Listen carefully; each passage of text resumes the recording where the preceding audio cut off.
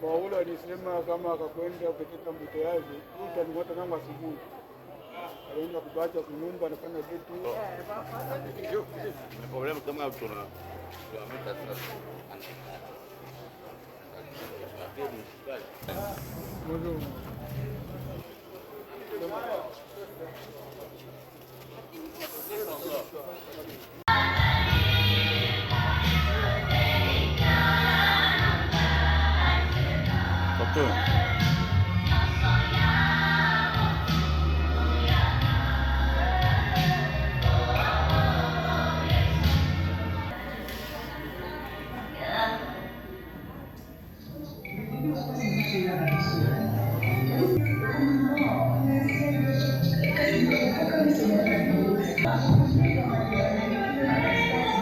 Nous allons pouvoir accueillir la dépouille du docteur Moulamba.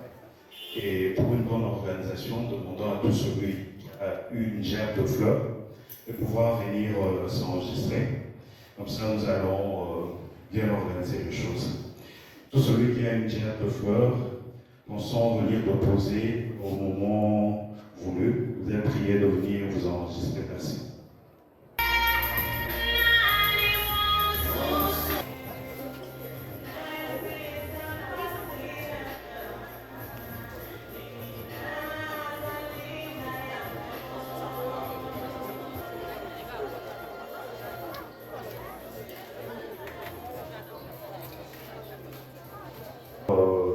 Joindre les autres qui sont à la porte pour pouvoir accompagner le corps jusqu'à arriver en ce lieu. Il est demandé à 20 médecins pour pouvoir accompagner le cercueil jusqu'à arriver ici. Dirigez-vous au niveau de la mort. Merci.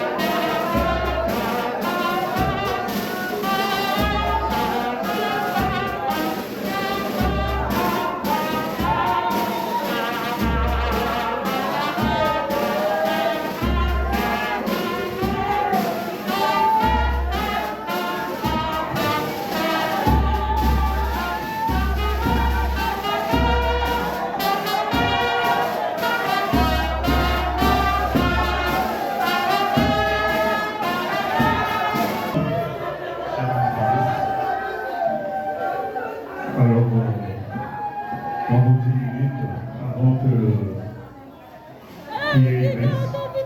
Et voilà comment le programme va se dérouler. Nous aurons 45 minutes d'un moment de messe et après s'en suivra un moment de témoignage. Alors, pendant ce moment-là, il y aura 3 catégories de personnes qui pourront s'exprimer. Nous aurons les amis connaissances, les anciens collègues du frère docteur Laurent Moulamba, ainsi qu'un membre de la famille. Et après cela, s'en suivra le moment de dépôt de jarre de fleurs et ensuite l'oraison funèbre. Après quoi, il y aura un mot de la famille. Après quoi, nous aurons la désarmentation. Et puis là-dessus, et puis nous allons nous diriger sur l'enterrement au cimetière Chemin du Paradis. D'ici 5 minutes, nous aurons Santo Nabius, l'homme de Dieu, qui pourra nous conduire à un moment d'exhortation. Et pendant ce temps, je demande un peu une musique qui pourra suivre l'ordre pour poser. Je suis là, j'enregistre. Je te remercie.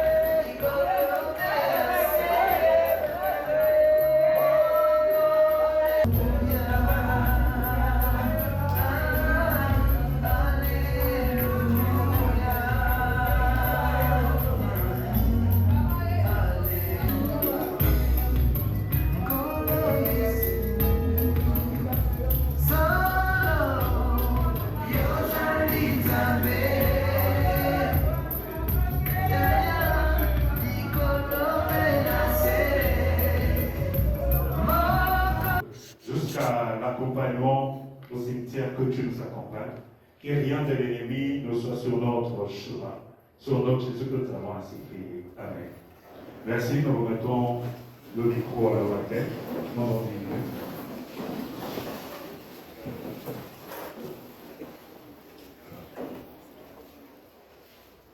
Et le Seigneur vous bénisse.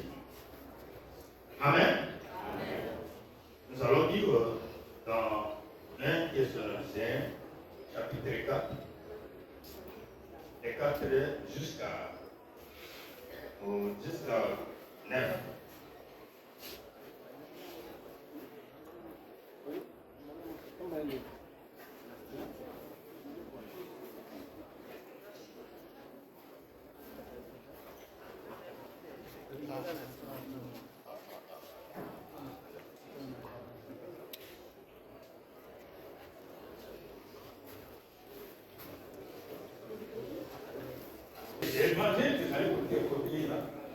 Évangile mpona kokumisa motu te. Évangile mpona kokumisa Nzambe. Kasi Nzambe alingi ete tokumisa ye, tokumisa Nzambe. Tokumisa motu te. Parce que tozali otaki na mabele et tokozonga na mabele. Mpona nini totaki na mabele, tokozonga na mabele? Pourquoi tozali kokufa? Je sais. Oui, mais dans le cas, Naïbandé, Zambé, Asalaki Moutou, Moutosalaki Yemoko, Asalaki la Moisité. Tammo, Azwaki, Moisité, Katramouki. Tammo, Atiana, Moisité, Katramouki. Satan a eu beaucoup de la Moisité. On a dit dans le métier. Mais nous commençons à aller à Katram Jardin. Mais pourquoi vous voulez comme vous, Oyo, ils allaient à Katram Jardin? Moi, c'est un Satan, le Colbeti, moment de ce qui tollait, ça m'a fait qui s'abisso, ce qui tollait à votre coufa. Et réellement, Satan lui dit non, beaucoup faté, beaucoup fumula miso, le cola, hier. Et réellement, Natango, moi si à l'Atimoma, à Péchimoma, Michel Bamboufuma qui s'est dit, Bakuma qui Boulou. Kala Bafumla qui Michel, pour la hôtel était Moukini, Israël Mabé. Quand Bafumla qui Michel, Bamimoni Boulumbo, Bakimina, na Esobe, Nazamba Pardon, à la télé là-bas, dans la casa. Ça va être efficace. Quand on a terminé là-bas, parce que ça n'a pas été le cas.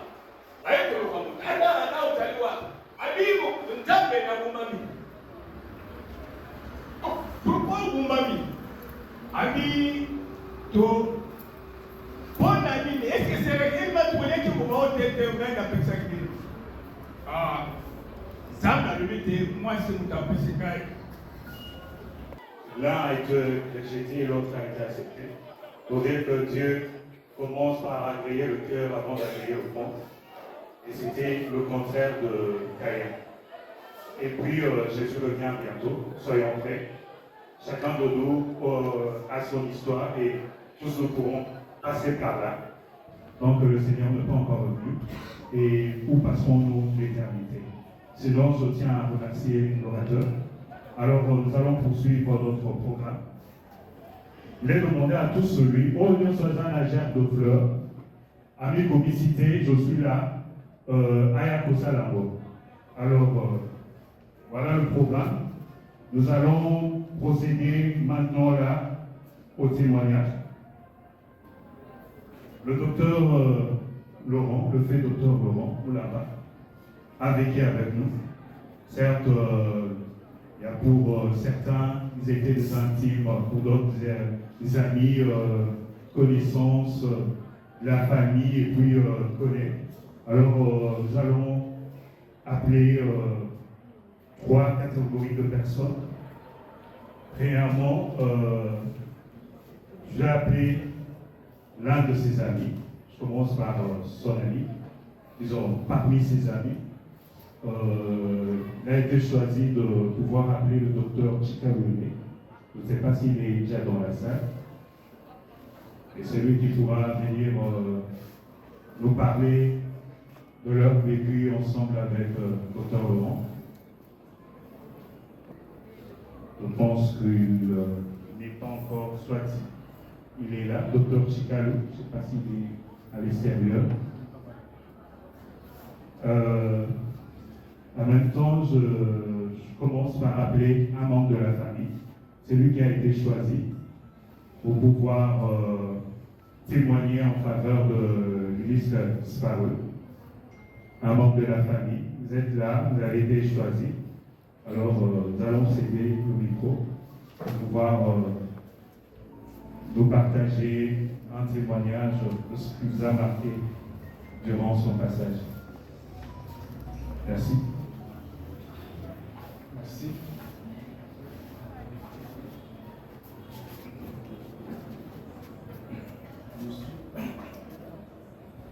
Je suis le docteur Moricho. J'ai un frère au docteur Boulamba.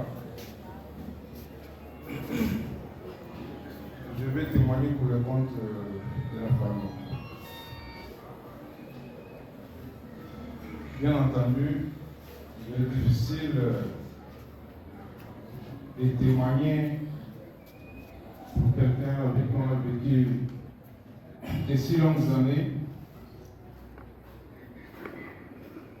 D'autant plus qu'il se postule dans la mémoire et dans le cœur des souvenirs innombrables. Et finalement, on ne sait pas quel bout prendre pour témoigner. Mais je vais m'efforcer de prendre notre bout estudiantin pour témoigner sur la vie de Dr. Moulama. Nous sommes arrivés à l'université de Kinshasa en 1985. Dr. Moulamba s'est inscrit en médecine, moi également, mais malheureusement son inscription n'avait pas été retenue et il est allé se faire inscrire à la pharmacie, à la faculté de la pharmacie.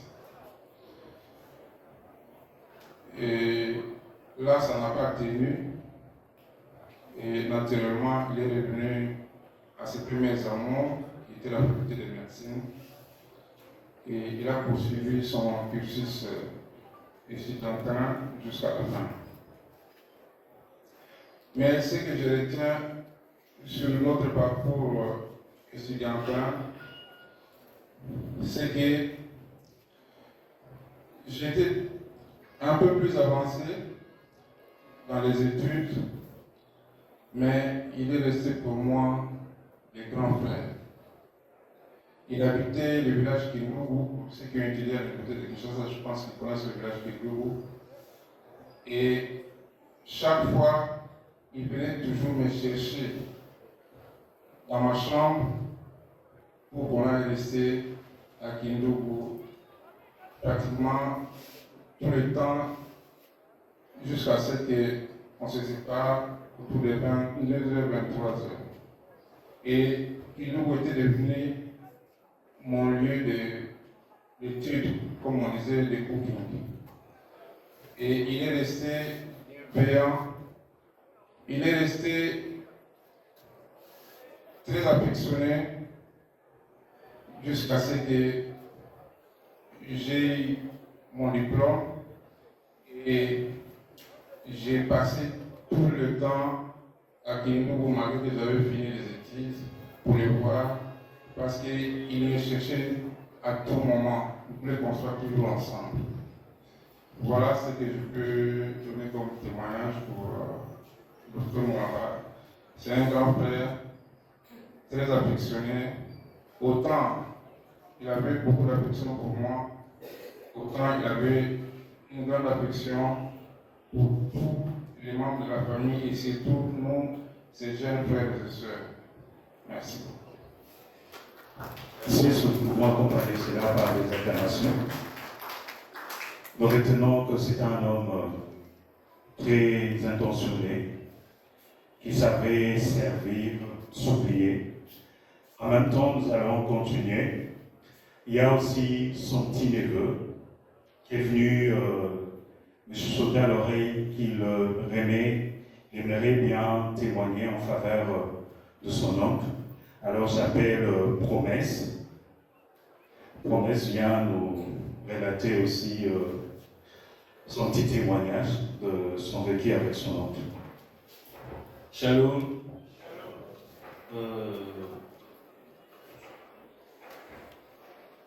Je prends la parole pour témoigner le bienfait de cet illustre disparu qui est mon oncle du côté paternel. L'histoire que je veux vous raconter, c'est une de ses plus grandes réalisations de son côté professionnel. Et moi, ce qu'il a fait pour moi me reste vraiment à la mémoire. Je n'oublierai jamais ce qu'il a fait au fait. Nous étions en 2006. Ma mère était enceinte. Je devais naître normalement.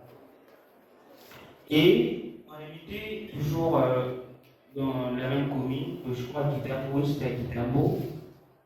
Mes parents ont choisi l'hôpital où ils travaillaient, l'hôpital général de Kitambo. Ma maman est arrivée à l'hôpital. On a accueilli parce qu'il avait envie d'accoucher et tout. Ma mère est arrivée le 9 avril 2006. Mais moi, je suis né le 29 avril 2006. Donc, à l'hôpital, je fais 3 semaines. Qu'est-ce qui s'est passé? Je crois que ma mère est à l'extérieur, si elle m'entend. Je vais raconter cette histoire en bref. Quand ils sont arrivés à l'hôpital, ils ont commencé les examens et tout, mais mon cas a eu vraiment des complications. En bref, ce qui s'est passé, physiologiquement, il y avait les placentas qui bloquer le passage du bébé pour qu'il puisse sortir. Et les médecins ils peuvent comprendre ce que je suis en train de dire. Et ça fait 3 semaines. Ma mère a vraiment souffert. Après une semaine, je crois, ça avait fait quelques jours, le médecin directeur à ce temps-là l'a appelé. Il a dit, mais tu en es où avec ton cas de la maman Prudence qui est avec son bébé, ça fait un bout de temps, maman a tâté et tout. Qu'est-ce qu'on va faire maintenant? Parce que le cas est compliqué. En fait, c'était plus. Donc, ils ont dit que ce cas est à l'hôpital, il y a tout à beauté. Et on devrait transférer ma mère. Mais Papa Moulamba a refusé. J'ai ouvert une parenthèse. Il a refusé alors qu'il ne connaissait même pas. On ne connaissait pas qu'on était parentés encore pendant ces temps-là. Et on a su que c'était mon oncle après des années en fait. Là, nous étions juste venus à l'hôpital comme toujours. Ça a apporté des problèmes à son niveau professionnel. Le médecin directeur de ces temps-là lui mettait vraiment de la pression. Après le jour, il a eu une réunion avec le médecin directeur de l'hôpital de Kitambo. Il est entré dans son bureau, ils ont discuté. Il lui a dit, il lui a donné un ultimatum, il a dit, si tu ne libères pas ces cas, alors et toi aussi tu vas perdre ton boulot dans notre hôpital, tu vas sortir. Et ça avait fait vraiment des problèmes en fait, parce qu'il y avait tous les chirurgiens de cet hôpital-là qui disaient qu'on devait toujours transférer ma mère.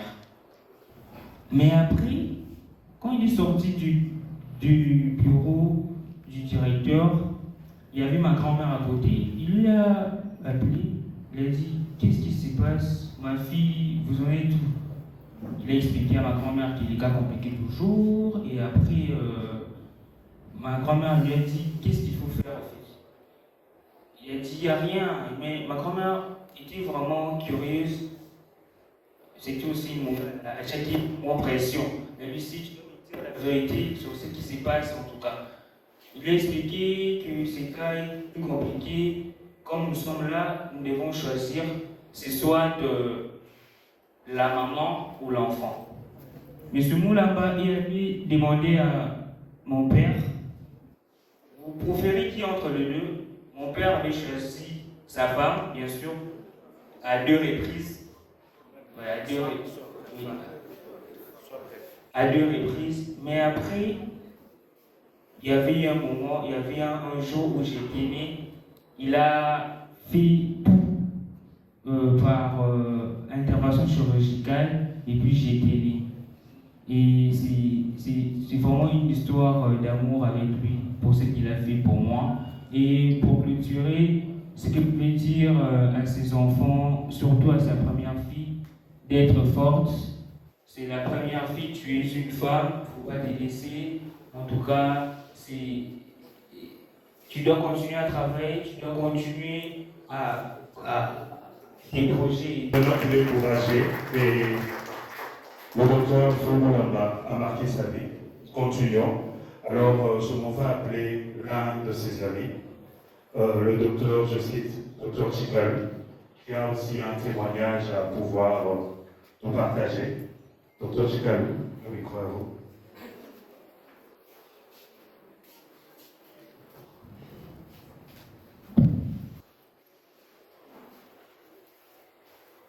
Bonjour à tous.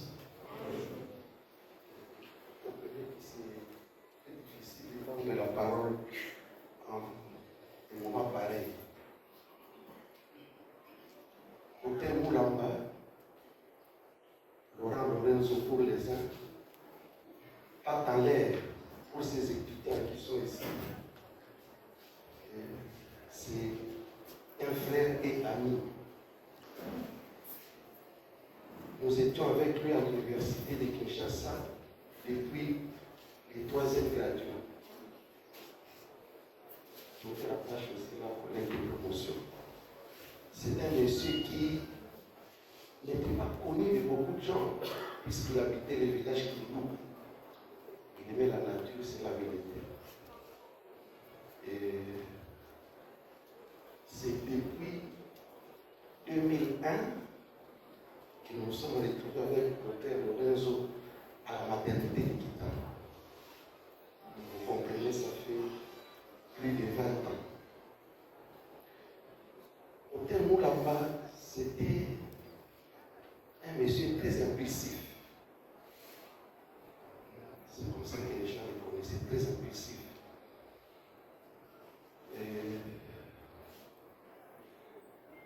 Je me rappelle encore un jour, quand nous avions notre ancien administrateur titulaire, Papa Nyembaye. C'était un type, quand il est arrivé à la maternité, on disait qu'il avait des marteaux. Alors, tout ce qui passait devant lui, il frappait. Je crois que les anciens de la maternité bien le connaissent. Alors, un jour, le docteur Moulamba a eu un échange avec l'administrateur titulaire au couloir. Et tout le monde disait que non, en tout cas, Moulamba va partir.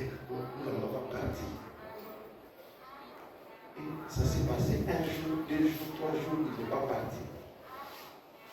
Après, il me dira que l'administrateur titulaire l'avait appelé dans son bureau et il s'était excusé. Puisque le docteur Moulamba avait raison. Alors, il y a beaucoup de souvenirs, vous imaginez, plus de 20 ans, si on commence à étaler ici, c'est compliqué.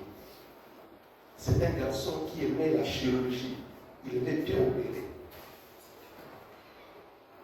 Et bon, avec moi, on parlait en Swahili, ce qui faisait qu'il me disait que non, les gens disent que nous parlons toujours en Swahili quand nous opérons.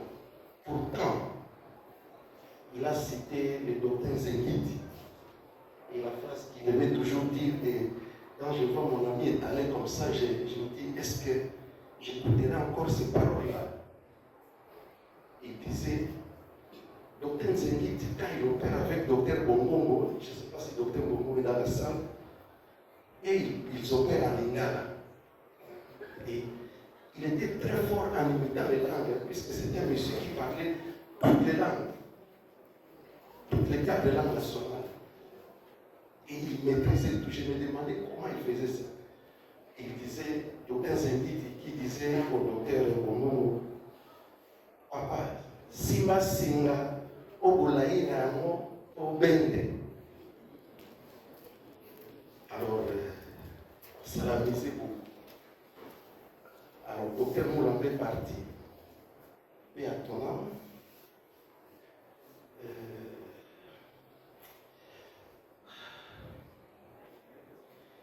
les mots me manquent.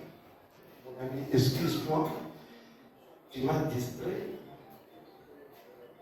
Alors qu'il était hospitalisé en Guinée, je ne suis jamais passé. Je disais que j'allais passer. Les gens me demandaient comment il allait. Et j'avais toujours des renseignements auprès de confrères qui passaient là-bas. Notamment un jeune confrère, docteur Proté, aussi, je ne sais pas s'il est dans la salle. Vraiment, excuse-moi, je ne suis pas passé les voir à l'hôpital.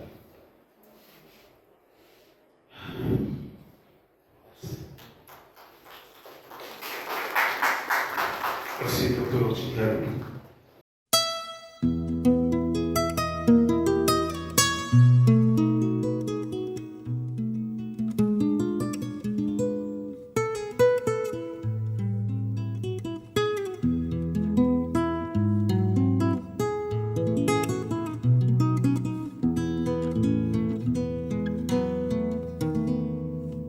Thank you.